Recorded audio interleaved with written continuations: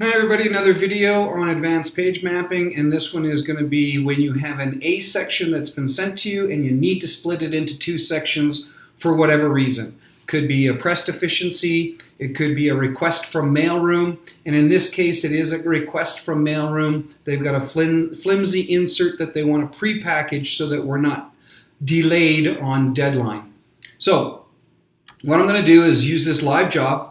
And it is a 32-page paper, so I'm going to go to generic, 30 tab, which is our normal size for our dailies, and 32-page newsprint, because that's what this one is specifically.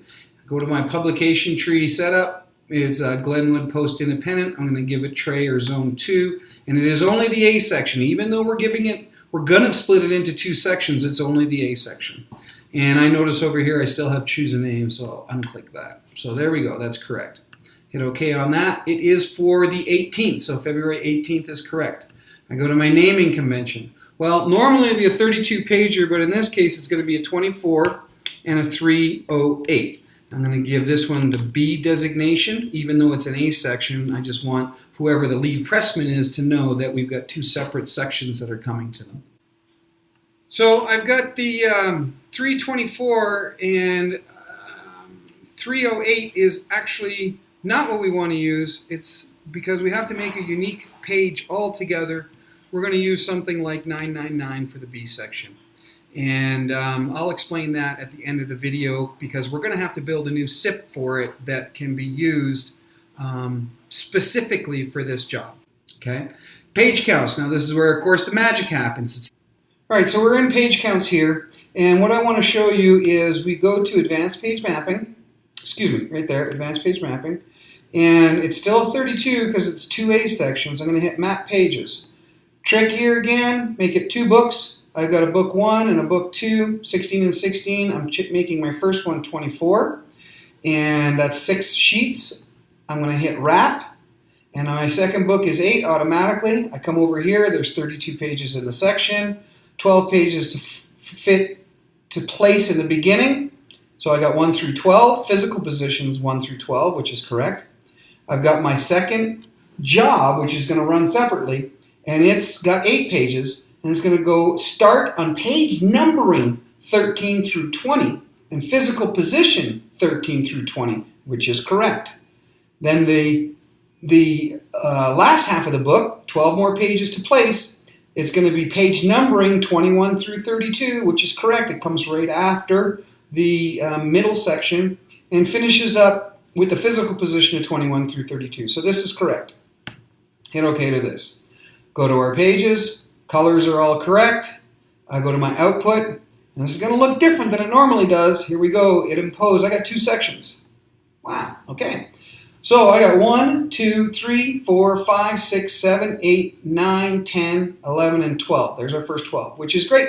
And then we do an insert inside of that because that's the first half of our book. If I opened it in the center spread, I got my 12 pages.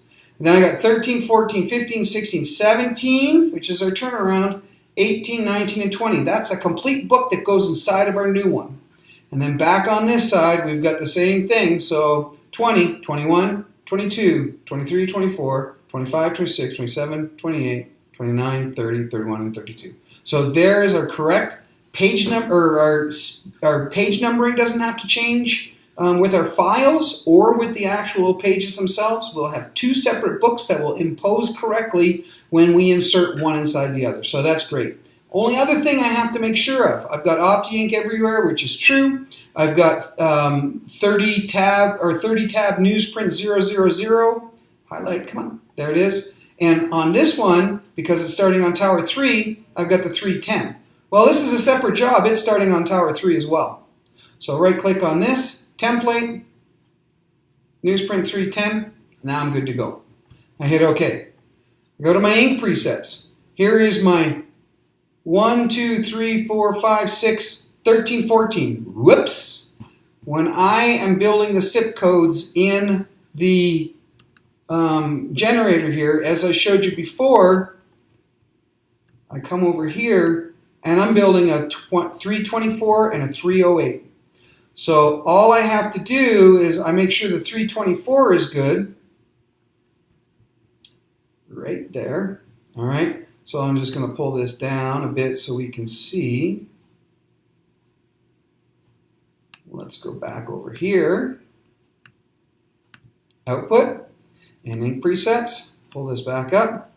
And I got my A1 matches the A1 on the left-hand side here, which is good. A2, A2, A3, A3, A4, A4, A5, A6 is good. Now I've got, this is going to be tower 3, 13, and 14. I do not have anything that has A, 13, and 14. So what I'm going to do is, what I'm going to do is I'm going to go to the SIP computer and create something like a 999, I guess, is what I'm going to have to call it.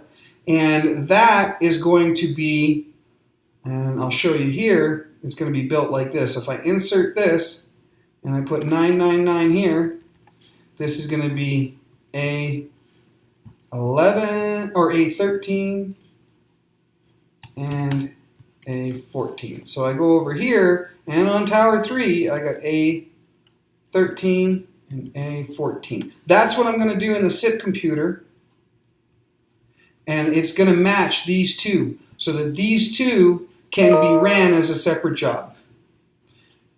And then I just go to review and activate here, save the plan, execute, active jobs, Glenwood Post Independent for 0218. 0218. Save it. And that's it, guys. Thank you.